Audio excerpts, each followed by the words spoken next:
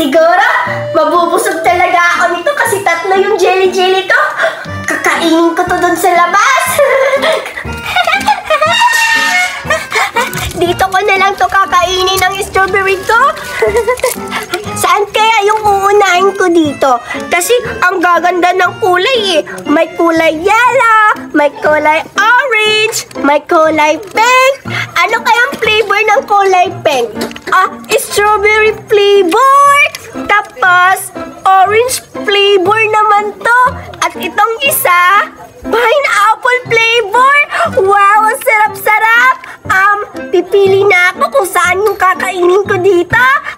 Ito na lang. Kasi favorite kulay ko to. Kulay pink.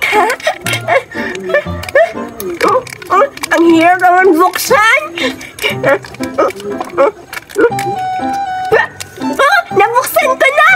Ito naman, titikman ko kung anong lasa, kung masarap ba. Ang sarap-sarap naman ng strawberry jelly flavor. Ang sarap. Manghahanap ako ng ibon ngayon. Sakto, gabi na. Maraming ibon ngayon sa puno. Pag nakita ko sila, babariling ko talaga sa mukha para patay agad. Aalis na ako, maghahanap na ako ng ibon. Baka dito, may ibon. Ay, wala namang ibon. Ay, pupunta ako sa kabila. Baka may ibon na doon. Teka lang, sino yon? Ay, si Betty. Puntahan ko nga. Ay, teka lang. Tatakutin ko si Betty. Ay, magtatago na lang ako. Dito na lang ako magtatago. Ay, alam ko na. Babatuhin ko si Betty ng maliliit na bato para matakot siya. Ang sarap-sarap talaga ng jelly strawberry ko. Ang sarap-sarap talaga. Wala. Sino yung namamato? May tao ba dyan? Natamaan ko din si Betty sa wakas. Nagtataka na siguro yan kung sinong namamato. Isang bato pa dyan. Hahanapin na talaga kita. Sino ba talaga namamato? Hanapin kita. Manda ka. Kawawang Betty! Hala, papunta na si Betty. Kailangan ko na magtago. Baka makita niya ako. Saan kaya banda yung namamato sa akin?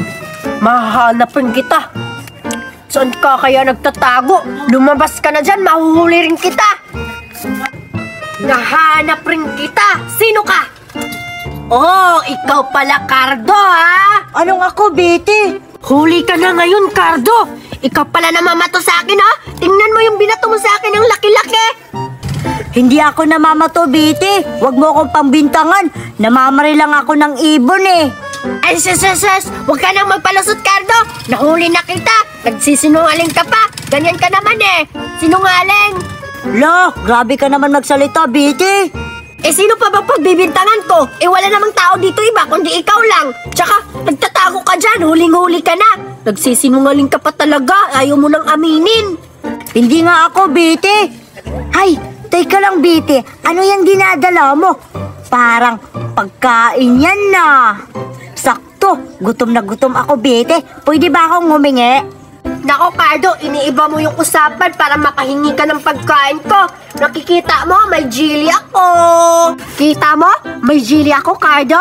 2. Tsaka may kinain pa ako. 3 yung jelly ko. Ngayon ka, maglalaway ka kasi wala kang jelly. Binabato-bato mo pa ako. Ngayon, mainggit ka. May pagkain ako. Hindi kita bibigyan, Cardo. O sige na, Betty. Pahingi ako. Gutom na ako. O sige, Cardo, bibigyan kita ng jelly ko. Basta, aminin mo muna sa akin na ikaw ba yung namamato? Ano ka ba, Betty? Kailangan mo ba talaga ako paaminin para mabigyan mo ko ng jelly? Ayaw mo pa talaga umamin, Cardo, ha?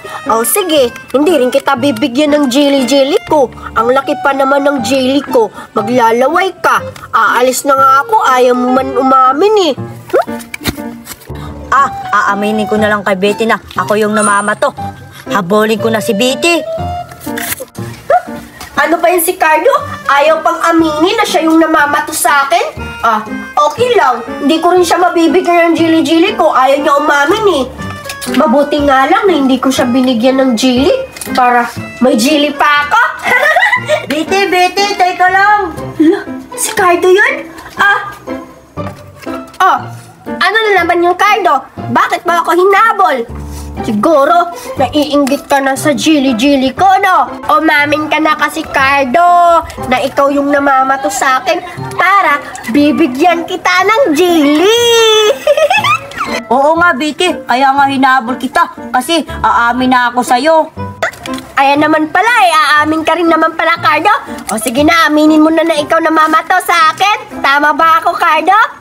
Oo, Bete. Ako yung namamato sa'yo. Ikaw pala yung namamato? Sabi ko na nga ba, may petawa-tawa ka pa dyan. Siguro masaya ka kasi binato mo ako, Cardo. Natutuwa ka talaga, no? Hindi.